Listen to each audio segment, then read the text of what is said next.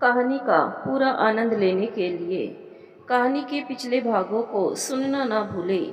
कहानी के पिछले भागों का लिंक आपको नीचे कमेंट बॉक्स और डिस्क्रिप्शन बॉक्स में मिलेगा। तो चलिए आगे की कहानी शुरू करते हैं। जय श्री कृष्ण, जय श्री राधे, ओम नमः शिवाय, जय माता दी।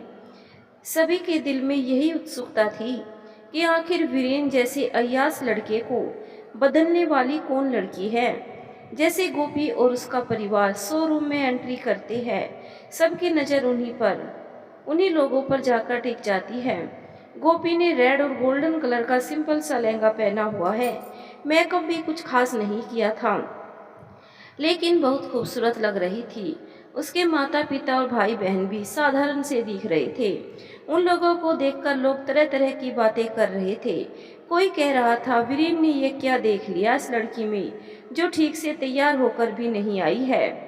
और उसका परिवार तो देखो कैसे लग रहे हैं, जैसे कोई मांगने वाले हो। एक दूसरे से खुसुर फुसुर करने में लगे थे। कुछ लोग अच्छे भी थे, वो लोग गोपी की खूब तारीफ कर रहे थे। रघुनाथ जी उनके परिवार को बड़े आदर मान सम्मान के साथ अंदर ले आते हैं और उनका परिचय सबके साथ करवा रहे थे। फिर वीरेन आता है, गोपी के माता पिता के साथ बड़े अदब से पेश आता है। मनोहर जी और मीरा जी के पैर छूता है। माँ बाबूजी, आप लोगों को किसी चीज़ की ज़रूरत हो तो बिना संकोच किए मुझे बताइएगा, मैं सब कुछ संभाल लूँगा। नहीं बेटा, हमें किसी चीज़ की कमी नहीं है, सब कुछ ठीक है। रिंग सेरेमनी का मुहूर्त हो गया है, चलिए अब सगाई हो जानी चाहिए। फिर सब लोग इकट्ठा होते हैं और वीरेन गोपी का हाथ पकड़कर स्टेज पर ले जाता है। रघुनाथ जी, श्वेता बहू, सगाई की रिंग लाओ। श्वेता रिंग निकालकर वीरेन को देती है। फिर वीरेन गोपी को पहनाता है। मीरा जी गोपी को रिंग निकाल कर देती है। गोपी जैसे ही वीरेन को पहनाने जाती है, तुम लोग ये कैसी थर्ड क्लास अंगूठी लाए हो?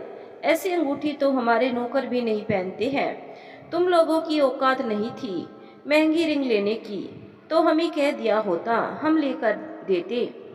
इस तरह हमारी बेइज्जती तो ना होती। देख रहे हो यहाँ पर कितने बड़े बड़े लोग आए हैं।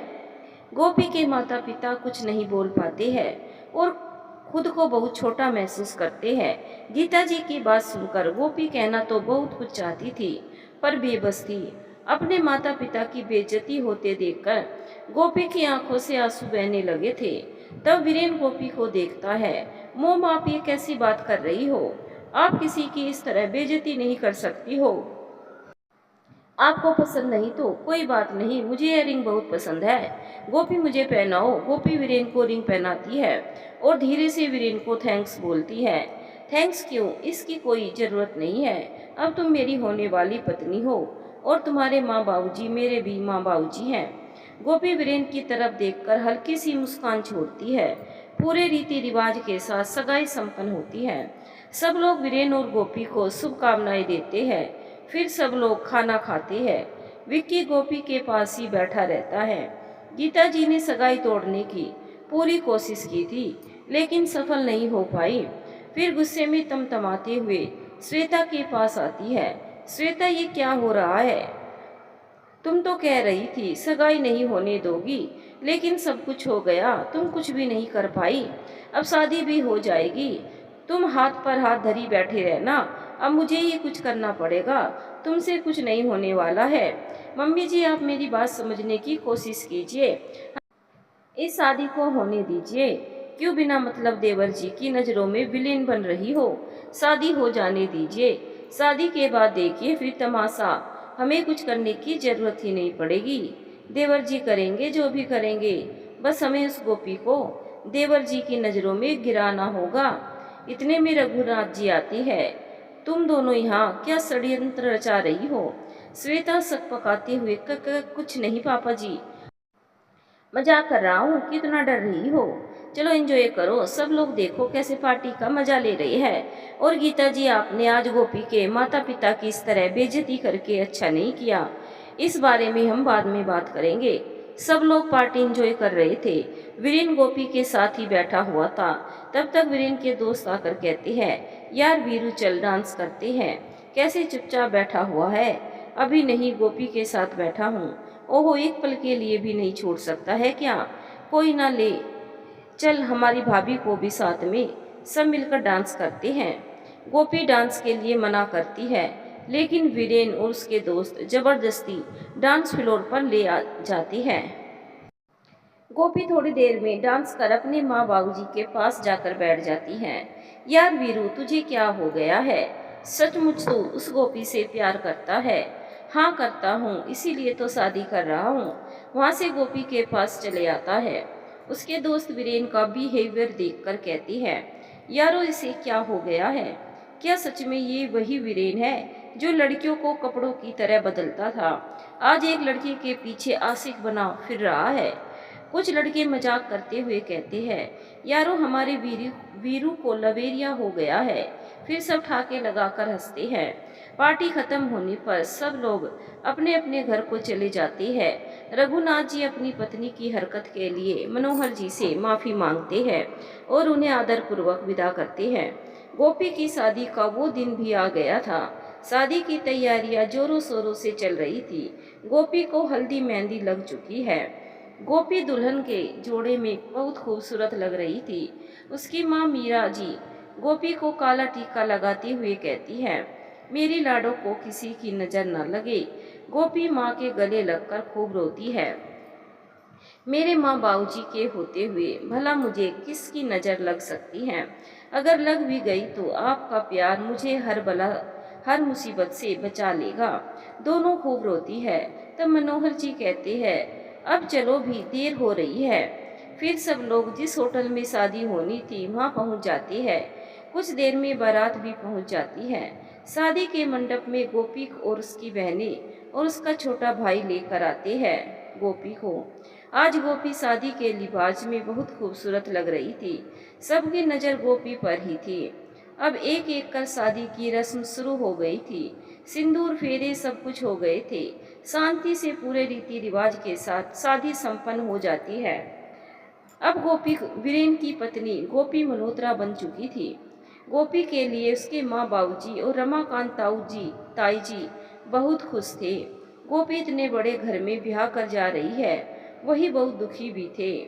अब उनकी बिटिया उनके लिए पराई हो चुकी है। सबकी आंखें नम थी। गोपी से मिलने उसकी सारी सहेलियां आती है। गोपी तू बहुत किस्मत वाली है, तुझे इतना बड़ा घर मिला है। और उससे छेड़ते हुए कहती है, यार कितना हैंडसम है तेरा हस्बैंड, इन्हें पाकर कहीं हमें भूल मत जाना। गोपी भावुक हो जाती है और सबके गले लगकर रोने लगती है। मैं कभी नहीं भूलूंगी। इतने में रमाकांत जी गोपी के पास आता है। विदाई का वक्त हो गया है, तुम लोग गोपी को लेकर आओ। जब गोपी अपने माता पिता से विदा होती है, फूट फूट कर रोती है। मेरे जाने के बाद आप अपना ख्याल रखना और दवाई समय पर खा लीजिएगा और रोना नहीं, कहते हुए मनोहर जी और मीरा जी के सीने से चिपक जाती हैं। रमाकांत जी गोपी को उन लोगों से अलग करके ले जाता है। गोपी एक एक कर सबसे मिलती है। फिर उसे रमाकांत जी और देवकी जी गाड़ी में बिठाते हैं। गोपी उन दोनों से लिपट कर बहुत रोती है और अपने माँ बाबूजी का ध्यान रखने के लिए बोलती हैं, तुम निश्चिंत होकर अपने घर जाओ, मैं हूं ना, सब संभाल लूंगा, कहते हुए उससे दूर हो जाता है। रघुनाथ जी, मनोहर जी, आप बिल्कुल चिंता ना करें। गोपी अब मेरी बेटी है, उसे किसी भी चीज की कमी नहीं होने दूंगा। विदाई के समय मनोहर जी मीरा जी बहुत भावुक हो जाती है और चिंतित भी। उनकी बेटी नई जिंदगी की शुरुआत करने जा रही थी और एक नए घर में अनजान लोगों के बीच एडजस्ट कर पाएगी कि नहीं। फिर उन्हें डर भी लग रहा था, कहीं गोपी की शादी इतने बड़े घर में करके कोई गलती तो नहीं कर दी। समझी जी, मैंने अपने कलेजे के टुकड़े को आज आपको सौंप दिया है। मेरी बेटी मेरी जान है, उससे कभी कोई गलती हो जाए तो बच्ची समझकर माफ कर दीजिएगा। मनोहर जी, आप निश्चिंत रहिए। गोपी अब मेरे घर की इज्जत है और मैं उसे बहू नहीं, बेटी बनाकर ले जा रहा हूँ। उसे कोई तकलीफ नहीं होगी। जैसे वे जीना चाहेगी वैसे जिएगी। वो बहुत बड़ी डॉक्टर बनना चाहती है ना, तो उसका सपना पूरा करने की मेरी जिम्मेदारी मेरी है। आप बेफिक्र हो जाइए, चलिए अब हम चलते हैं। गोपी को जाते देखकर सबकी आंखें भर आती है, क्योंकि गोपी घर की ही लाडली नहीं थी, वो सारे गांव के वालों की चहेती थी। उसका मिलनसार नेचर सबको पसंद था। रात के 8 बजे बारात रघुनाथ जी के घर कानपुर पहुंच जाती है। फिर श्वेता घर पहुंचते ही गोपी को बाहर छोड़कर अंदर जाने लगती है। रघुनाथ जी, श्वेता बहू तुम पहले कहाँ जा रही हो? अपनी देवरानी को भी अंदर ले जाओ। श्वेता मन मानकर गोपी को अंदर ले आती है। श्वेता गोपी को वहीं दरवाजे पर छोड़कर अंदर चली जाती है। गीता जी, नई बहू का स्वागत नहीं करना है, कैसे यहाँ बैठी हो? वो दरवाजे पर तुम्हारा इंतजार कर रही है। मुझे नहीं करना है किसी का स्वागत, मैंने उसे अपनी बहू माना ही नहीं, तो स्वागत क्यों करूं? तुमसे तो बात ही करना बेकार है। कम से कम घर पर आए मेहमानों का तो लिहाज रखा। क्या सोच रहे होंगे? तब तक रघुनाथ जी की बहन आती है। रघुनाथ भैया, मैं करती हूँ नई बहू का स्वागत। रघुनाथ जी की बहन सावित्री गोपी की आरती उतारकर अंदर ले आती है और प्यार से उसे गले लगाती है। गोपी अपनी सास का व्यवहार देखकर बहुत दुखी होती है और आंखों में आंसू लिए वहीं खड़ी रहती है। श्वेता बहू, तुम्हें क्या हो गया है? गोपी का ध्यान क्यों नहीं रख रही हो? अभी वो इस घर में नहीं है, उसे कुछ भी मालूम नहीं है। उसका ध्यान रखने का फर्ज तुम्हारा है। पापा जी, ठीक है, मैं देखती हूँ, आप चिंता ना करें। मन ही मन में कहती है, मेरे प्यारे ससुर जी, अगर मुझे आपसे मतलब नहीं होता ना, मैं इस गोपी का ध्यान नहीं सीधे घर से बाहर निकालती, मगर क्या करूँ, मजबूरी है। रघुनाथ जी, श्वेता बहू क्या सोचने लग गई? कुछ नहीं पापा जी। तो फिर गोपी को खाना खिलाओ, थकी हुई है, फिर आराम करेगी। श्वेता घर के नौकरों से कहती है, गोपी के लिए खाना लगाए। गोपी खाना खाती है। फिर श्वेता उसको वीरेन के रूम में पहुंचाती है। अब तुम आराम करो। गोपी कमरे में जाती है और इधर उधर देखती है। वीरेन अपने कमरे में नहीं था। गोपी वहीं खिड़की के पास खड़ी होकर अपने माता पिता भाई बहन को बहुत याद कर रही थी। वो उनके ख्यालों में गुम थी। वीरेन कब कमरे में आया उसे पता भी नहीं चला। इतने में वीरेन उसको पीछे से पकड़ता है। अचानक गोपी अपने ख्यालों से बाहर आती है। वीरेन, मुझे छोड़ो, जो तुम सोच रहे हो उसके लिए मैं अभी तैयार नहीं हूँ। क्यों, तुम मुझसे प्यार नहीं करती हो? नहीं करती हूँ, अब मुझे छोड़ो। वीरेन झटके से गोपी को छोड़ता है। ये लो, छोड़ दिया। फिर हा हा करके कुटिल हंसी हंसता है। गोपी अचानक उसका बदला हुआ रूप देखकर शॉक्ड रह जाती है। ये तुम्हें क्या हो गया है? अचानक इस तरह क्यों हंस रहे हो? क्या कहा तूने? छोड़ो मुझे। अरे, तुझे पकड़ना ही कौन चाहता है? वो तो मैं तेरे साथ चूहा बिल्ली का खेल खेल रहा था। वो क्या है ना कि तेरी जैसी ओवर स्मार्ट लड़कियों के साथ खेलना वीरेन मल्होत्रा को पसंद है। फिर हंसने लगता है और हंसी तेरी बेवकूफ़ी पर आ रही है। हा हा हा, तूने क्या सोचा था मुझसे? तुझसे मैं प्यार करता हूँ। आज तेरी गलतफहमी दूर कर ही देता हूँ। तो सुन, तू जैसी 2 कौड़ी की लड़की से वीरेन मल्होत्रा प्यार करेगा? नहीं, मेरा टेस्ट इतना घटिया नहीं है। तेरी जैसी लड़कियों को तो मैं पैरों तले कुचलकर आगे निकल जाता हूँ। समझ गई? तुझसे मैं नफरत करता हूँ। तो वो सारा नाटक क्यों किया तुमने वीरेन? तुझे सबक सिखाने के लिए। जो तूने मेरे साथ किया था उसका बदला लेने के लिए। तूने उतने सारे लोगों के सामने थप्पड़ मारा था। एक बार नहीं, बार बार तूने मेरी बेइज्जती की थी। वीरेन मल्होत्रा को तूने सबके सामने बेइज्जत किया था। अब तू देख, मैं उस बेइज्जती का बदला तुझसे कैसे लेता हूँ। तू देखते जा, ये तो सिर्फ ट्रेलर है, पिक्चर अभी बाकी है। माय डार्लिंग वाइफ, आहा हा। वैसे तुझसे बदला तभी लेना चाहता था जब तूने मुझे थप्पड़ मारा था, मगर तेरे उस रमाकांत ताऊ जी की वजह से नहीं कर पा रहा था। तुझ तक पहुंचने की कोशिश मेरी जारी थी, लेकिन तूने जीला टोप करके मेरे मंसूबों पर पानी फेर दिया, क्योंकि तुझे लोग ज़्यादा ही पहचानने लग गए थे ना। अगर उस वक्त तेरे साथ कुछ गलत करता तो मैं फंस सकता था। इसीलिए मैंने तुम सबके सामने सुधरने का नाटक करना ही बेहतर समझा। वैसे जो होता है अच्छे के लिए होता है। जो मजा अब आएगा तेरे साथ बदला लेने में, वो पहले नहीं आता। जितना लंबा इंतजार उतना ही बड़ा बदला भी। अब अपनी आंखों के सामने तुझे तड़पता देखूंगा तो मेरे दिल को सुकून मिलेगा। तू तिल तिल कर मरेगी, तुझे मैं किसी लायक नहीं छोड़ूंगा। अब तू वीरेन मल्होत्रा के पिंजरे की कैदी है। अब तू जितना ही फड़फड़ा ले, इस पिंजरे से बाहर मेरी मर्जी के बिना नहीं निकल सकती है। तुमने ये सारा नाटक मुझसे बदला लेने के लिए किया था। मैं तो सोच रही थी तुम बदल गए हो। मुझे तुम पर विश्वास तो नहीं था, पर जिस दिन तुम मुझे उस जंगल में ले गए और मेरे साथ कुछ गलत नहीं किया और मुझे सही सलामत कोले छोड़ दिया था, तो उस दिन से मुझे तुम पर विश्वास होने लगा था। तुम वाकई में बदल गए हो। मगर मुझे क्या पता था वो भी तुम्हारे नाटक का हिस्सा था। हाँ, वो भी मेरा नाटक ही था। तो आसानी से मेरे काबू में नहीं आ रही थी, तो मुझे नाटक रचना पड़ा। जंगली बिल्ली को काबू में करना आसान कहाँ होता है। अगर मेरी माँ बीमार नहीं होती तो तुमसे मैं शादी कभी नहीं करती, पर मेरी माँ की खुशी के लिए मैं तुमसे शादी करने को मजबूर हो गई थी। हाँ, ठीक कहा तूने। तेरी माँ बीमार है ना, बेचारी कैंसर से जूझ रही है। कुछ ही दिन की मेहमान है, यही 6 महीने या उससे भी पहले इस दुनिया से जा रही है ना। फिर जोर जोर से हंसने लगता है। तुम्हें कैसे पता मेरी माँ को कैंसर है और कुछ ही महीनों की मेहमान है? हा हा हा, ये वीरेन मल्होत्रा का ही खेला हुआ खेल तो है। मैं कुछ समझी नहीं। तुम्हारा कहने का मतलब क्या है? इस छोटे से दिमाग पर जोर मत डाल। तुझे मैं समझाता हूँ। जब मैं तेरे घर गया था, कोई माफ़ी मांगने नहीं गया था। मैं तो अपने मकसद को अंजाम देने गया था। सुन, उस दिन क्या हुआ था। तेरी माँ मेरे लिए चाय बना के लाई। मैंने एक चुस्की ली और जोर जोर से खांसने का ड्रामा किया।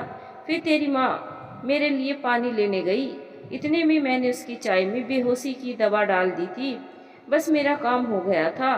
तेरे घर आने से पहले मैं वहाँ से निकल गया और तेरे घर के पीछे वाले रास्ते में छुप गया था। और आगे क्या हुआ जब सब कुछ तुझे पता है। जब तुम लोग मीरा जी को हॉस्पिटल ले जा रहे थे, मैं तुम लोगों का पीछा करते हुए उसी हॉस्पिटल में पहुंच गया था जिस कमरे में तेरी माँ का इलाज चल रहा था। मैं डॉक्टर बनकर उसी कमरे में चला गया और उस डॉक्टर को मैंने झूठी रिपोर्ट बनाने को बोला, मगर वो मानने को तैयार ही नहीं हो रही थी। वो भी तो तेरी जैसी जिद्दी और सत्यवादी हरिश्चंद्र की औलाद थी। अपने पैसे पर गद्दारी नहीं करेगी। वीरेन मल्होत्रा के सामने अच्छे अच्छे हार जाते हैं। फिर उस डॉक्टर की औकात ही क्या थी। कहते हैं ना, जब घी सीधी उंगली से ना निकले, उंगली टेढ़ी करनी पड़ती है। बस मैंने भी वही किया। उस डॉक्टर को गन पॉइंट पर रखकर झूठी रिपोर्ट बनाने को बोला। फिर उस डॉक्टर को मैंने धमकाया, कहा जो मैं कहूँगा वही करे, नहीं तो मैं आपके इकलौते बेटे का क्या हश्र करूँगा, आप सोच भी नहीं सकती हो। मेरे बेटे को कुछ मत करना, जो तुम कहोगे मैं वही करूँगी। फिर किया था उस डॉक्टर ने वही किया जो मैंने उससे करने को बोला था। उफ, तुझे हासिल करने के लिए मुझे कितने पापड़ बेलने पड़े हैं वो तो मैं ही जानता हूँ। तुम बदतमीज और घमंडी तो हो, ये तो पता था, लेकिन इतने गिरे हुए हो ये पता नहीं था। तुमने मुझसे बदला लेने के लिए मेरी माँ का इस्तेमाल किया। तुम जैसे घटिया इंसान मैंने कहीं नहीं देखा। अरे, कम से कम अपने पापा की इज्जत का तो ख्याल रखते। तुम्हें अपने ईगो के आगे और कुछ नजर नहीं आता। सच कहा तूने, मुझे अपने ईगो के आगे और कुछ नजर नहीं आता है। ना माँ ना कोई पापा, समझ गई? छी, तुम्हें देखकर मुझे घिन आ रही है। कमीनेपन की भी हद होती है। तुमने तो सारी हदें पार कर दी है। तूने अभी मेरे कमीनेपन की हद देखी कहाँ है? अब देखेगी मैं किस हद तक जा सकता हूँ। तुम क्या सोच रहे हो? तुमने मुझसे शादी करके मुझे जीत लिया? नहीं, गोपी इतनी कमज़ोर नहीं है। अब मैं तुम्हारी सारी करतूतों के बारे में तुम्हारे पापा को बताऊंगी। उसके बाद तुम्हारा असली चेहरा सारी दुनिया के सामने लाऊंगी। मैं अभी सब कुछ तुम्हारे पापा को बताने जा रही हूँ। ना ना गोपी रानी, ये गलती तुम करना भी मत, क्योंकि तेरे और तेरे परिवार की बर्बादी का इंतजाम मैंने पहले ही कर रखा है। जहाँ तूने मुंह खोला वहीं तेरी और तेरे परिवार की बर्बादी शुरू हो जाएगी। इसीलिए चुपचाप एक कोने में पड़ी रह, यही तेरे लिए अच्छा होगा। तुम कहना क्या चाहती हो? मेरे परिवार की बर्बादी कैसे हो सकती है? एक बार मेरे फ़ोन पर तो नज़र मार, तुझे सब समझ आ जाएगा। गोपी जैसे फ़ोन की तरफ देखती है, वो सब देखकर सन रह जाती है।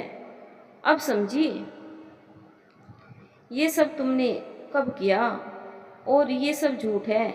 मेरी बहन राधा ऐसी नहीं है। कौन कह रहा है तेरी बहन ऐसी हरकत कर सकती है? वो बेचारी तो इन सब से अनजान है। ये सब कुछ तो मेरा किया धरा है।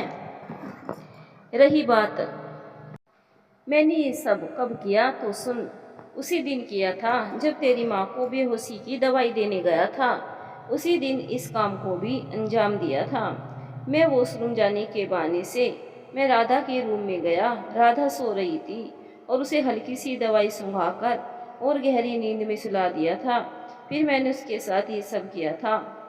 जितना तू मुझे घटिया इंसान समझती है ना, उतना हूँ नहीं। तेरी बहन के साथ मैंने ऐसा वैसा कुछ नहीं किया था, सिर्फ ये पिक्चर ली है।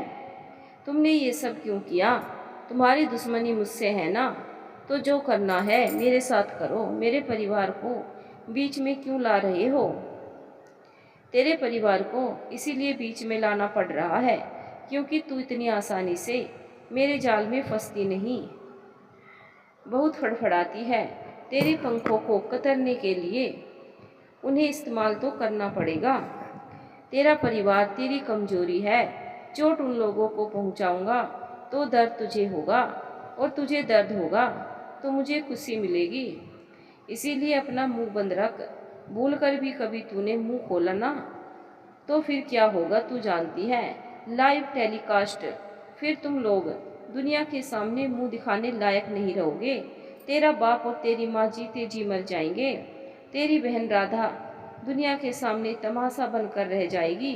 वीरेन की ऐसी बात सुनकर गोपी सहम जाती है और वहीं कोने में बैठकर सिसक सिसक कर रोती है। वीरेन पीछे वाले दरवाजे से अपनी गर्लफ्रेंड को अंदर बुलाता है और गोपी के सामने ही सारी रात उसके साथ बिताता है। सुबह श्वेता वीरेन के रूम में बाहर से आवाज़ लगाकर उन दोनों को जगाती है। तब वीरेन जल्दी से उठकर अपनी गर्लफ्रेंड को वहीं से बाहर भेज देता है। गोपी वहीं जमीन में कब रोते रोते सो गई थी, उसे पता ही नहीं चला। वीरेन उसके पास आकर कहता है, जल्दी उठकर तैयार हो जा, भाभी आवाज़ लगा रही है, और उनके सामने अपना चेहरा सही कर लेना। किसी को कुछ पता नहीं चलना चाहिए, नहीं तो तुझे पता है मैं क्या करूँगा। गोपी उठकर वॉशरूम चली जाती है। वीरेन दरवाज़ा खोलकर भाभी को गुड मॉर्निंग कहता है। श्वेता जल्दी तैयार होकर नीचे आने को बोलती है। गोपी और वीरेन तैयार होकर नीचे डाइनिंग हॉल में आ जाती है। परिवार के बाकी सदस्य वहीं बैठे हुए थे। गोपी अपनों से बड़ों के पैर छूकर आशीर्वाद लेती है। गीता जी गोपी को देखकर मुंह टेढ़ा करती है। रघुनाथ जी, गोपी बेटा खुश तो हो ना? जी बाबूजी खुश हूँ। वीरेन ने तुम्हें कुछ तोहफा दिया कि नहीं? कुछ नहीं, गोपी कुछ नहीं बोलती है। वीरेन जल्दी से बोलता है, दिया है ना पापा? अच्छी बात है। विराट, क्या दिया तूने? हमें भी तो बता। भाई, मैंने अपनी प्रिय पत्नी को जिंदगी का सबसे बड़ा और अच्छा तोहफा दिया है। वाह, ऐसा क्या दिया तूने? वो 9 महीने बाद पता चलेगा। वीरेन की बात सुनकर सब हंस पड़ते हैं। श्वेता छेड़ते हुए कहती है, इसीलिए हमारी देवरानी का चेहरा बुझा बुझा सा लग रहा है। देवर जी ने रात भर परेशान जो किया। बुआ जी, चुप हो जाओ बेशर्मो। तुम लोग क्यों मेरी बहू को परेशान कर रहे हो? आज उसकी इस घर में पहली रसोई है, तो उससे पूछो क्या क्या बनाना आता है। रघुनाथ जी, कुछ ज़्यादा बनाने की ज़रूरत नहीं है, शगुन के तौर पर कुछ मीठा बना लेगी। ठीक कहा तूने रघुनाथ, वैसे भी बेचारी शादी के तामझाम में थकी होगी। गोपी बेटा, क्या बनाना है, चल मैं बता देती हूँ। फिर दोनों किचन में जाती है। बुआ जी गोपी को सब कुछ समझाकर किचन से बाहर आ जाती है। गोपी कुछ देर में सबके लिए खीर बना कर लाती है और सबको परोसती है। उसकी बनाई खीर खाकर गीता जी को छोड़कर बाकी सब उसकी तारीफ करते हैं। श्वेता भी मन मारकर तारीफ तो करती है, पर सबके मुंह से गोपी की तारीफ सुनकर उसे जलन होने लगती है। आज हमारी छोटी बहू की पहली रसोई है और पहले ही दिन इतनी स्वादिष्ट खीर बनाकर हमें खिलाई है, तो हमें भी तो उसे कुछ देना चाहिए। फिर रघुनाथ जी हीरे के कंगन गोपी को देते हैं। गोपी लेने से मना करती है। ले लो बेटी, इसमें संकोच कैसा, ये तो रिवाज है। गोपी मन मार कर लेती है। ये मेरी तरफ से तुम दोनों को हनीमून पैकेज है, जहाँ जाना चाहते हो जा सकते हो। थैंक यू भाई, हम अगले हफ्ते स्विट्जरलैंड जाएंगे हनीमून मनाने। और गोपी की तारीफ देखकर एक कुटिल मुस्कान छोड़ता है। गोपी दिल पर पत्थर रखकर मुस्कुराने की कोशिश करती है। शाम को वीरेन और गोपी की शादी का रिसेप्शन शुरू हो जाता है। सब लोग एक एक करके वहाँ पहुँच जाते हैं। अच्छे से तैयार होकर आना और अपना फेस सही कर ले। ये सड़ा सा फेस क्यों बनाया हुआ है, और ये तूने कैसी साड़ी पहन रखी है। ये तेरा 2 कौड़ी का गांव नहीं है, ये कानपुर शहर है और यहाँ बड़े बड़े बिजनेसमैन आएंगे और तू उनके सामने ऐसी घटिया साड़ी पहनकर आएगी। तेरे लिए मैं ये ड्रेस लेकर आया हूँ, यही पहनना है, समझ गई। अब जल्दी से तैयार होकर नीचे आ जा, यही ड्रेस पहनना। कुछ और पहनकर बाहर आई ना, मुझसे बुरा कोई नहीं होगा। सही कहा तुमने, तुमसे बुरा इंसान और कोई हो भी नहीं सकता है। ज़्यादा बकबक मत कर, जो कह रहा हूँ वो कर और जल्दी तैयार होकर नीचे आ। वीरेन के जाने के बाद गोपी उसकी लाई हुई ड्रेस को देखती है और गुस्से से जमीन पर पटक देती है। तुम जितने घटिया इंसान हो उतनी ही घटिया पसंद भी है। ऐसे घटिया कपड़े कभी नहीं पहनूंगी। मेरा बस चले तो मैं इन्हें अभी जला देती, पर क्या करूं, मजबूर हूं। यही सोच रही थी कि अब मैं क्या करूं, इन कपड़ों को मैं कैसे पहनूं, और नहीं पहनूंगी तो वो पागल इंसान कहीं कुछ गलत ना कर दे। इसी उधेड़-बुन में गोपी लगी हुई थी। इतने में बुआ जी आती है। गोपी क्यों इस तरह परेशान है और ये क्या है? बुआ जी, मेरी समझ में नहीं आ रहा है, मैं क्या करूं? वीरेन मुझे यह ड्रेस पहनने को बोल रहे हैं, मैं इसे नहीं पहनना चाहती हूँ। बुआ जी वीरेन के लाए हुए कपड़े देखती है और छी, ये क्या है, पागल हो गया है क्या वीरेन? नई बहू को ऐसी छोटी ड्रेस पहनाएगा? आजकल के बच्चों को हो क्या गया है, कोई शर्म लाज बची है कि नहीं? कहते हुए उन्हें पकड़कर कोने में फेंक देती है और गोपी से कहती है, तूने बिल्कुल ठीक किया है, चल मैं तेरे लिए साड़ी लाई हूँ, यही पहनेगी। गोपी बेटा, ये साड़ी मैंने खास तेरे लिए डिजाइन करवाई है। ऐसी साड़ी पहले की रानियां राजकुमारियां पहना करती थी, तू भी तो किसी राजकुमारी से कम थोड़ी ना है। ये मेरी तरफ से तेरे लिए शादी का तोहफा है। बुआ जी गोपी को अपने हाथों से तैयार करती है। अब तुम बिल्कुल राजकुमारी लग रही हो, आजा तुझे काला टीका लगाऊं, कहीं मेरी नज़र न लग जाए। गोपी आंखों में आंसू भरकर बुआ जी के पैर छूती है और सीने से लगाकर रोने लगती है। क्या हुआ बिटिया, इस तरह क्यों रो रही हो? कुछ नहीं बुआ जी, बस माँ बाबूजी की याद आ गई थी। मेरी बच्ची, तेरे लिए यहाँ सब नया है। हम सब तेरे लिए अनजान भी हैं। तुम्हें अपने घर वालों की याद आना लाजमी है, पर मैं हूं ना, चिंता मत कर। जब तक तुम यहाँ घुल मिल नहीं जाती, मैं यहीं रहूंगी। फिर तू कल अपने माँ बाबूजी से मिलने भी तो जा रही है। चल अब बाहर, सब तेरा इंतजार कर रहे होंगे। उधर वीरेन मन ही मन में कहता है, अब आएगा मजा। वो घमंडी लड़की जब मेरी दी ड्रेस पहनकर इतने सारे लोगों के बीच आएगी और सबके सामने उसका जो मजाक बनेगा ना, देखने लायक होगा। कुछ देर में गोपी अपनी बुआ सास के साथ बाहर आती है। सबकी नज़र गोपी पर जाती है। गोपी को देखकर सब देखते ही रह जाती है। जैसे गोपी पार्टी में शामिल होती है, सबकी नज़र उसी पर जाती है। गोपी सबको इस तरह देखते हुए देखकर वीरेन खुश होकर कहता है, अब आएगा मजा। जैसे पलट कर देखता है और बहुत ही गुस्से में कहता है, इसकी इतनी हिम्मत। मुट्ठी भींचता है, इसको तो बाद में बताऊंगा। उधर गोपी की खूबसूरती की खूब तारीफ हो रही थी। सारे लोग रघुनाथ जी से कह रहे थे, रघुनाथ जी, छोटी बहू आप चुन कर लाए हैं। गोपी की सादगी और उसकी शालीनता की सब तारीफ कर रहे थे। और उधर गीता जी की सहेलियां गोपी की तारीफ करने से पीछे नहीं हट रही थी। गीता जी कह तो कुछ नहीं पा रही थी, क्योंकि गोपी के साथ में बुआ जी थी, लेकिन मन ही मन जल भूनकर राख हो रही थी। कुछ औरतें कह रही थी, नई दुल्हन के सामने श्वेता तुम तो फीकी पड़ गई हो। श्वेता गुस्से में वहां से उठकर आगे चली जाती है। फिर बुआ जी वीरेन को अपने पास बुलाती है, तुझे आज गोपी के साथ होना चाहिए, कहाँ गुम हो रखा है। अरे मैं तो भूल गई, क्यों रे नालायक, तू नई दुल्हन के लिए कैसी ड्रेस लाया था। नई दुल्हन ऐसे छिछोरे कपड़े पहनती है क्या। वो तो बेचारी पहनने ही वाली थी, पर मैं समय पर रूम में चली गई तो सब संभाल लिया।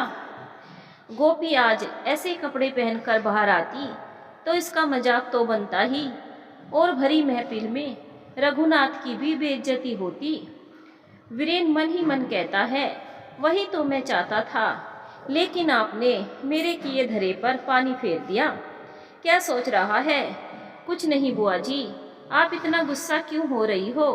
आजकल सब ऐसे ही कपड़े पहनते हैं, और मुझे वो ड्रेस अच्छी लगी थी, इसीलिए ले आया था।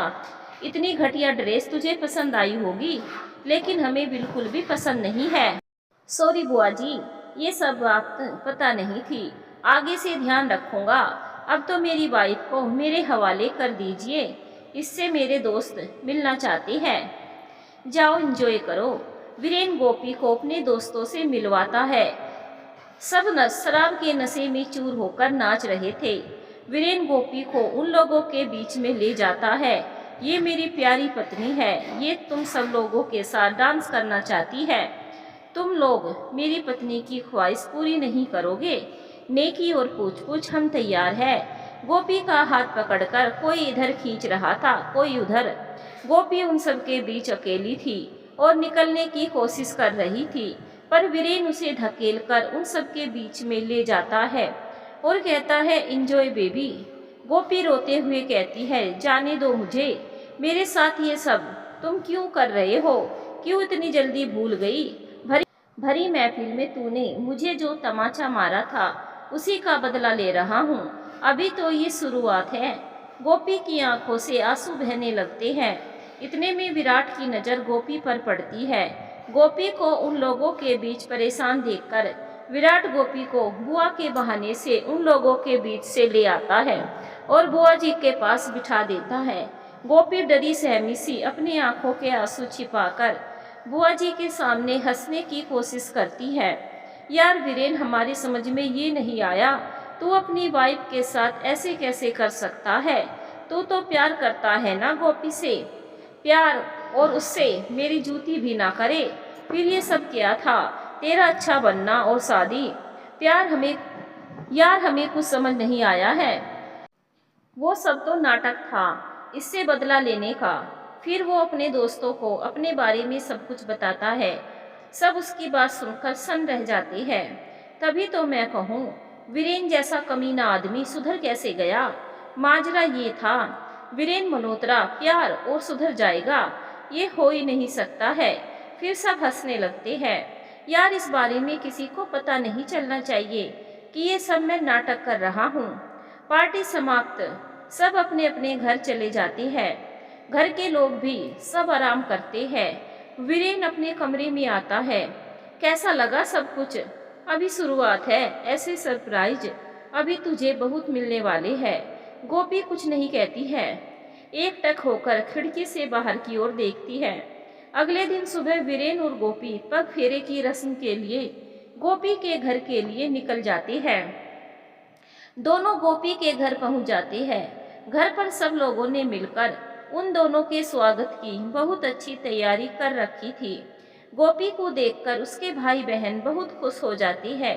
गोपी सभी को बहुत प्यार करती है और सबको गले से लगा लेती है। गोपी फिर माँ बाबूजी के गले लग जाती है और उसके माता पिता प्यार से उसका सर सहलाते हैं। गोपी का मन तो कर रहा था जो उसके ऊपर बीत रही है वो सब माँ बाबूजी को बता दे और जी भर कर रो ले, पर वो मजबूर थी, चाहकर भी कुछ बता नहीं सकती थी। अपने परिवार की खुशी की खातिर अपने आंसू पलकों में दबाकर वो हंसने की कोशिश कर रही थी। मीरा जी, चल अब तेरे ताऊ जी और ताई जी से भी मिल ले। गोपी माँ बाबूजी से अलग होकर रमाकांत जी और देवकी जी के सीने से लगकर रोने लगती है। क्यों रो रही है गोपी, सब ठीक तो है ना? गोपी सक पका गई और वीरेन की ओर देखती है। वीरेन उसे घूरे जा रहा था। इतने में गोपी उन लोगों से अलग होकर कहती है, कुछ नहीं ताऊ जी, आप लोगों की बहुत याद आ रही थी ना, इसीलिए जरा भावुक हो गई। अच्छा ठीक है, अब तुम आराम करो, थक गई होगी। फिर सब लोग साथ बैठकर ढेर सारी बातें करते हैं। गोपी अपने ससुराल की बातें सबको सुनाती है। झूठ मूठ की तारीफ करना पड़ रहा था। गोपी की बात को सच मानकर उसके घर वाले खुश हो रहे थे। हमारी लाडो किस्मत वाली है जो इतना अच्छा घर बार मिला है, और हमारे दामाद तो लाखों में एक है। हमारी बेटी को कितना प्रेम करते हैं, और इतने बड़े घर के बेटे होकर भी हम जैसे गरीब लोगों के बीच आकर रह रहे हैं। हमारे लिए ये कितनी खुशी की बात है। माँ बहुत जोर की भूख लगी थी, आपके मुंह से अपनी तारीफ सुनकर भूख खत्म हो गई। फिर सब हंसने लगते हैं। वीरेन गोपी को टेढ़ी नजर से देखता है। गोपी मन ही मन में कहती है, तू कितना नाटकबाज है, मीठा मीठा बोलकर मेरे माँ बाबूजी को कैसे बहका रहा है। फिर सब लोग खाना पीना खाकर आराम करते हैं। अगले दिन शाम को वीरेन और गोपी जाने को तैयार होते हैं। गोपी अपनी माँ बाबूजी के गले लगकर बहुत रोती है। उसे ऐसा लग रहा था शायद वो अपनी माँ बाबूजी से आखिरी बार मिल रही हो। फिर भाई बहनों और ताऊ जी ताई जी से मिलकर वहाँ से निकल जाते हैं। सुनो जीना, ना जाने क्यों मुझे ऐसा लग रहा है गोपी वहाँ खुश नहीं है। उसके चेहरे पर जो खुशी होनी चाहिए वो नहीं है। अरे ऐसा क्यों सोच रही हो? सब ठीक है, अभी गोपी के लिए सब कुछ नया है, इसीलिए थोड़ा उदास है। तुम चिंता मत करो, सब ठीक हो जाएगा। वीरेन, ऐसे ही अच्छी बीवी बनकर मेरा साथ निभाना। कुछ इधर उधर हुआ तो फिर तुझे पता है मैं क्या करूँगा। चिंता मत करो। गोपी दोस्ती और दुश्मनी बड़ी शिद्दत से निभाती है। याद है मुझे, मेरी बर्बादी का सामान तुम्हारे पास है। Good girl. और कुटिल हंसी हंसता है। कुछ घंटों में घर पहुंच जाते हैं। गीता जी, मायके से क्या दहेज लेकर आई है? गीता जी, आप हमेशा ऐसी जली कटी बातें क्यों करती हो? आपको क्या चाहिए मैं लाकर आपको देता हूँ, मगर मेरी बेटी से ऐसी बातें ना किया करो। गोपी अपनी सास की कटाक्ष वाली बात सुनकर बहुत दुखी हो जाती है। विराट, इन सब बातों को छोड़ो, तुम दोनों को परसों हनीमून के लिए निकलना है, तैयारी कर लो। भैया, मुझे अभी नहीं जाना है क्योंकि मेरे एग्जाम आने वाले हैं, तो मुझे पढ़ाई करनी है। अरे गोपी, बस एक हफ्ते की तो बात है, घूम फिर आओ, एंजॉय करके आओ। अभी तो वक्त है ना, एग्जाम होने में वक्त है, पर अभी मुझे नहीं जाना है। वीरेन गोपी को गुस्से में देखता है। क्यों नहीं जाना, मुझे बताओगी? वीरेन की कही हुई बात गोपी को अचानक याद आती है। मैं चलने को तैयार हूँ, गुस्सा करने की जरूरत नहीं है। ये हुई ना अच्छी वाली बात, अच्छी बीवी वाली बात। वीरेन और गोपी हनीमून के लिए निकल जाते हैं। वीरेन का ड्राइवर उन्हें एयरपोर्ट छोड़कर आता है, लेकिन वीरेन वहीं से बाहर निकलकर शहर से बाहर कोई होटल बुक कर रखा था, वहीं गोपी को लेकर जाता है। ये हम कहाँ जा रहे हैं? भैया ने तो स्विट्जरलैंड के लिए बोला था। फिर ये क्या है? चुपचाप बैठी रहो, जो मैं कर रहा हूँ करने दे, नहीं तो यही तुझे छोड़कर चला जाऊंगा। वीरेन गोपी को शहर से बाहर ही होटल में ले जाता है। 1 हफ्ते के लिए उसने होटल बुक करवा रखा था। कुछ समय बाद वो वहां पहुंच जाती है। गोपी वीरेन की हरकत से बहुत डरी हुई थी। मन में सोच रही थी, इस पागल का क्या प्लान है? क्यों मुझे हनीमून के बहाने यहाँ ले आया है? इसी उधेड़ बुन में लगी हुई थी। गोपी को होटल के रूम में ले जाता है। डर मत, तेरे साथ कुछ नहीं करने वाला। भाई की वजह से तेरे साथ हनीमून का नाटक करना पड़ा। तुम भी मना कर देते, मैंने तो मना कर दिया था। फिर उन्होंने मॉरिशस के लिए कहा था। तुम यहाँ क्यों आए? मॉरिशस और तेरे साथ कभी न जाऊं। तेरे साथ वहाँ जाकर मुझे अपनी बेइज्जती नहीं करवानी है। मुझे भी तुम्हारे साथ आने का कोई शौक नहीं है। मुझे यहाँ क्यों लाए? अच्छा भाई और अच्छा बेटा बनना है, इसीलिए आना पड़ा है। फिर तुझसे बदला भी तो लेना है। यहाँ से 1 हफ्ते बाद चले जाएंगे। उन्हें क्या पता चल रहा है हम इंडिया में है या कहीं और। तुम कितने झूठे हो, अपने परिवार तक को नहीं छोड़ा। हाँ मैं झूठा हूँ। अब अपना मुंह बंद रख और यहीं पड़ी रहना। वीरेन होटल से बाहर निकल आता है। गोपी अकेली बैठकर अपनी किस्मत को कोस रही थी। भगवान, मुझसे क्या गलती हो गई जो मुझे इतनी बड़ी सजा मिल रही है? सोचते सोचते कब उसकी आंख लग गई पता नहीं चला। रात में वीरेन नशे में चूर होकर आता है। साथ में अपनी गर्लफ्रेंड को ले आता है और वो भी नशे में चूर थी। वीरेन गोपी के गाल पे एक चाटा मारता है। तेरी इतनी हिम्मत कि मेरे आने से पहले सो गई। गोपी कुछ नहीं बोलती है, बस आंखों से आंसू बहने लगे। फिर वीरेन उसे बेड से नीचे उतार कर कहता है, तेरी औकात नहीं है इस बेड पर सोने की, वहीं पैरों पर पड़ी रह। कहकर अपनी गर्लफ्रेंड के साथ सारी रात बिताता है। सुबह उठकर गोपी से अपने पैर दबवाता है। तू सिर्फ मेरी नौकरानी है। मेरी गर्लफ्रेंड के पैरों में दर्द हो रहा है, उसके पैरों में तेल से मालिश कर। गोपी मना करती है, फिर उसे धमकाते हुए, कर रही है या वीडियो रिलीज करूं? गोपी को मजबूर होकर सब कुछ करना पड़ता है। हर रोज वीरेन नई नई लड़कियों के साथ आता और उनके सामने गोपी की बेइज्जती करता, उसके साथ बदसलूकी करता था। 1 हफ्ता पूरा होने वाला था। वहां से घर जाने से पहले वीरेन अपने सभी दोस्तों को जिस होटल में वो ठहरा था वहीं बुलाता है। सब पहुंच जाते हैं और कहते, यार वीरेन, तू मॉरिशस क्यों नहीं गया और हमें यहाँ तूने क्यों बुलाया है? मैं कहाँ जाता हूँ और कहाँ नहीं जाता हूँ, वो सब बात छोड़ दो। बस तुम इंजॉय करो, इंजॉय करो। हम क्यों करें? तुम दोनों का हनीमून है तो हम क्यों कबाब में हड्डी बने? अरे तुम सबको अपनी नई नवेली भाभी के साथ इंजॉय नहीं करना है? आओ खेलो इसके साथ, इस युग की द्रौपदी का चीरहरण करो। आज यहाँ हमें देखने वाला कोई नहीं है। गोपी डरी सहमी कोने पर खड़ी रोए जा रही थी और कह रही थी, प्लीज मुझे जाने दो, उस थप्पड़ की मुझे इतनी बड़ी सजा मत दो। मैं तुमसे उस दिन के लिए माफी मांगती हूँ, मुझे छोड़ दो। हा हा हा, जाने दो, कैसे जाने दूं? अभी तो तुम्हें बहुत कुछ देखना बाकी है। फिर अपने दोस्तों से कहता है, कैसे बुत बनकर खड़े हो, एंजॉय करो। यार विक्की, जो भी हुआ था भूल जा, तब भी हमारी ही गलती थी। फिर भी गोपी तुझसे माफी मांग रही है ना, तो माफ कर दे यार। जो तू गोपी के साथ कर रहा है ना, अच्छा नहीं कर रहा है। इतना भी कुछ नहीं हुआ है तेरे साथ जो तू इस बेचारी को तड़पा रहा है। ये गलत बात है, हम इतने भी बुरे नहीं है किसी औरत की इज्जत के साथ खेले। हमारे घर में भी माँ बहन है, हम में से कुछ लोगों की बीवियां भी है। हम तेरे दोस्त हैं पर गलत का साथ नहीं देंगे। ओहो, तुम भी तो कमीने थे। फिर ये सत्यवादी हरिचंद्र की औलाद कब से हो गए? पहले की बात अलग थी, अब वो सब हम पीछे छोड़ आए हैं। हो सके तो तू भी सुधर जा, इसी में हम सबकी भलाई है। वो लोग गोपी से माफी मांगते हैं और वहां से वापस चले जाते हैं। वीरेन गुस्से में, तुम लोगों ने मुझे ना कहा है ना, तुम्हें भी मैं नहीं छोड़ूंगा। ये सब तेरी वजह से हुआ है, इन सब का बदला भी तुझसे लूंगा, देखती जा। वीरेन गुस्से में पागल हो रहा था। गुस्से में इतनी शराब पी ली थी कि बेहोश होकर वहीं गिर पड़ा। उसे कोई ना कहे ये बर्दाश्त नहीं हो रहा था। गोपी सारी रात रोती रही। सुबह वीरेन उठकर घर जाने की तैयारी करता है और गोपी से कहता है, इस हनीमून के बारे में किसी को कुछ भी बताया ना, फिर देखना। वीरेन फिर से एयरपोर्ट जाता है और बाहर खड़ा होकर अपने ड्राइवर को बुलाता है। ड्राइवर कुछ देर में पहुंच जाता है। फिर भी घर पहुंच जाती है। गीता जी दरवाजे पर थी। आ गई महारानी, मुंह टेढ़ा करके वहां से उठकर चली जाती है। सावित्री जी, इसकी बात को दिल पर मत लेना।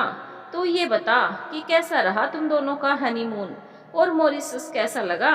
गोपी क्या कहती बेचारी, मन तो कर रहा था उसके साथ जो वीरेन ने किया है वो सब बता दे, पर डर रही थी कहीं उसकी एक गलती की वजह से उसकी बहन की जिंदगी खराब ना हो जाए।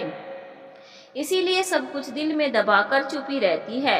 मन ही मन में कहती है, वीरेन मल्होत्रा, आज तेरा वक्त है। मेरे साथ जितने जुल्म करना है कर ले। तेरी करनी की सजा तुझे खुद ऊपर वाला देगा। शायद अभी तेरे पाप का घड़ा भरा नहीं है।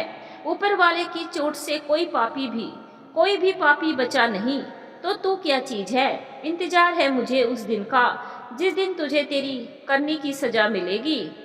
बहू कहाँ खो गई? गोपी अपने ख्यालों से बाहर आती है। बुआ जी, सोच रही हूँ मॉरिशस की खूबसूरती की तारीफ कैसे करूँ। इतनी खूबसूरत जगह है कि बयां करना मुश्किल है। पहले तो सुना ही था कि मॉरिशस बहुत ही खूबसूरत जगह है, आज देख भी लिया। अच्छा ठीक है, लेकिन बिटिया तेरा चेहरा इतना उतरा हुआ क्यों है? जबकि नई नवेली दुल्हन का चेहरा तो खिला खिला होना चाहिए, लेकिन तेरे चेहरे पर वो रौनक है ही नहीं। तू खुश तो है ना? गोपी मन मार कर कहती है, खुश हूँ पर थकान की वजह से कमजोर लग रही हूँ। तब वीरेन जल्दी से कहता है, बुआ जी, इसका चेहरा इसलिए उतरा है क्योंकि इसको फ्लाइट में वोमिटिंग हो रही थी। अच्छा जा आराम कर।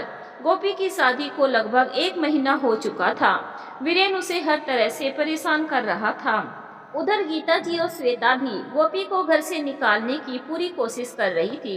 हर रोज उसके साथ वो दोनों कुछ न कुछ गलत व्यवहार कर रही थी। हर रोज की तरह आज भी सुबह सुबह सब लोग अपने काम के लिए घर से निकल जाते हैं और बुआ जी सुबह ही मंदिर गई हुई थी।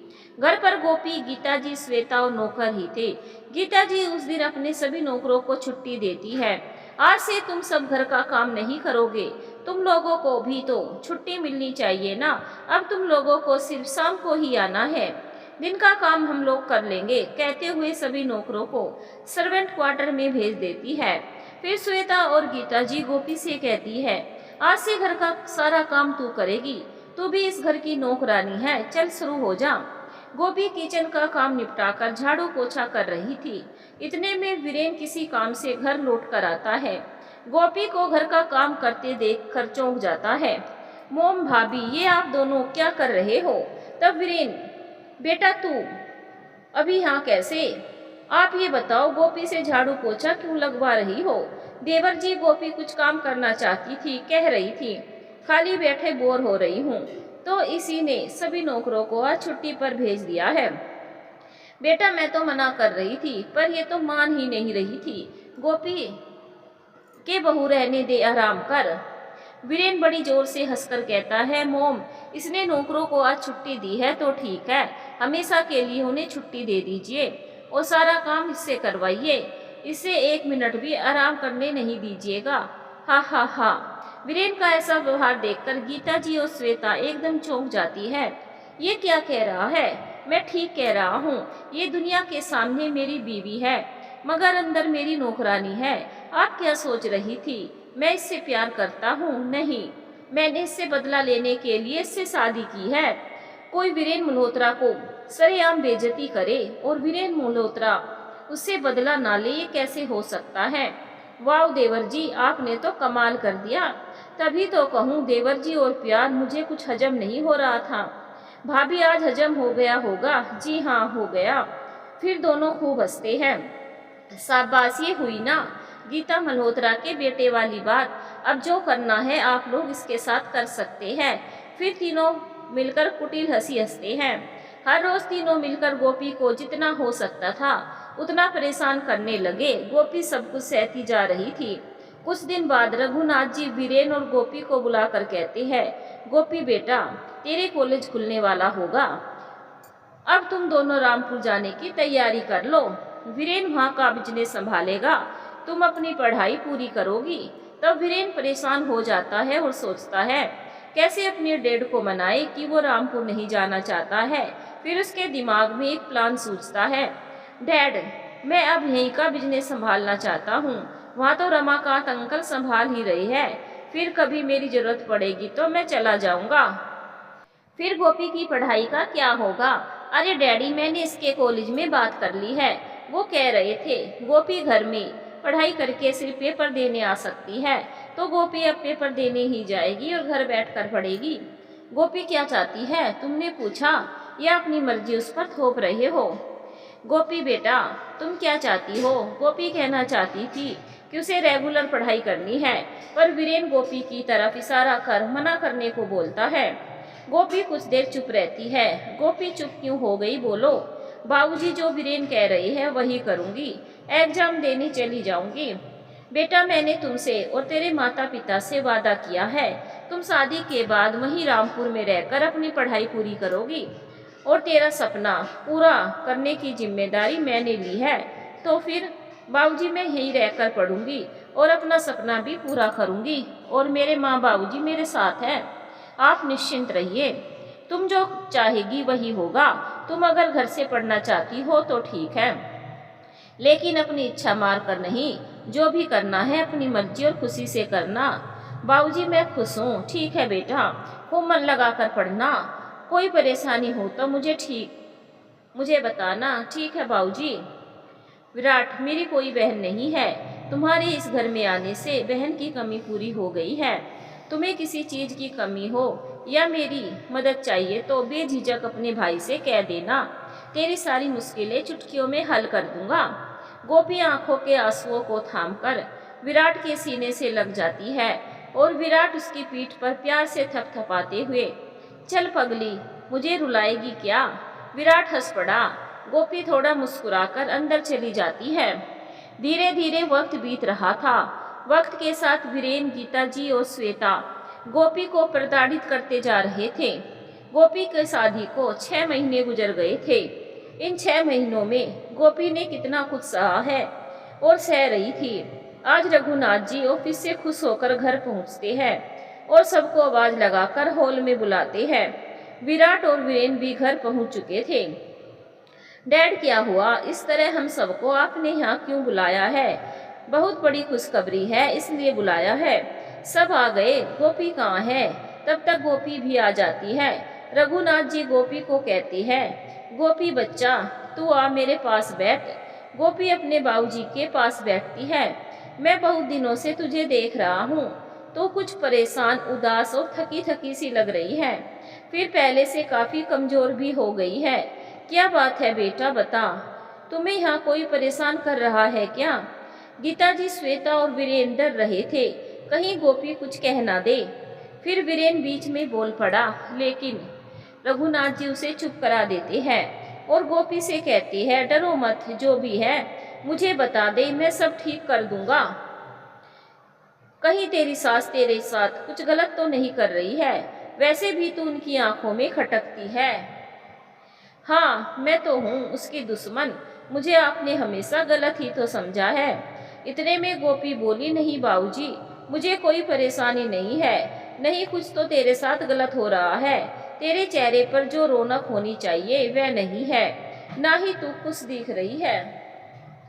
फिर नौकरों से कहते हैं, आप लोग बताइए, गोपी के साथ इस घर में कोई गलत व्यवहार तो नहीं कर रहा है?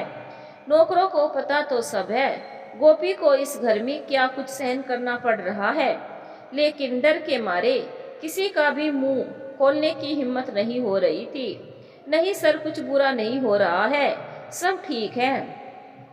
बाबूजी, मेरे साथ कोई कुछ नहीं कर रहा है, शायद मुझे यहाँ का हवा पानी सूट नहीं हो रहा है और मुझे भूख नहीं लगती है, खाना नहीं खाया जाता है, इसीलिए मैं कमजोर लग रही हूँ। आप चिंता ना करें, सब ठीक हो जाएगा। वीरेन कल ही गोपी को हॉस्पिटल ले जाओ, कोई दिक्कत तो नहीं है, भूख क्यों नहीं लग रही है? बाबूजी आप ना यूं ही परेशान हो रही है, मैं ठीक हूँ, अब कल से खाना ज़्यादा खाया करूँगी, फिर मैं तंदुरुस्त और फिट हो जाऊँगी, ठीक है? आप बताइए आप किस खुशी की बात कर रहे थे? ओहो मैं तो भूल ही गया, मैंने तुम सबको यहाँ क्यों बुलाया है? मेरे सपनों का प्रोजेक्ट जिसका मैं पिछले 1 साल से इंतजार कर रहा था, वो आज हमें मिल गया है।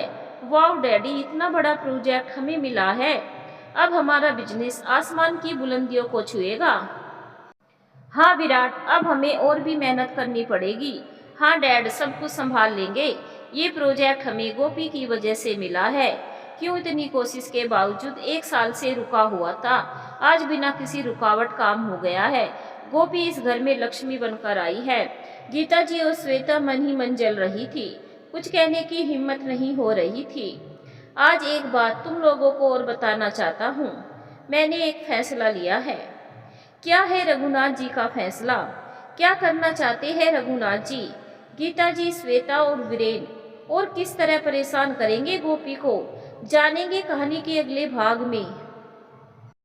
कहानी का अगला भाग सुनने के लिए चैनल को सब्सक्राइब जरूर करें और वीडियो को लाइक भी जरूर करें। धन्यवाद दोस्तों।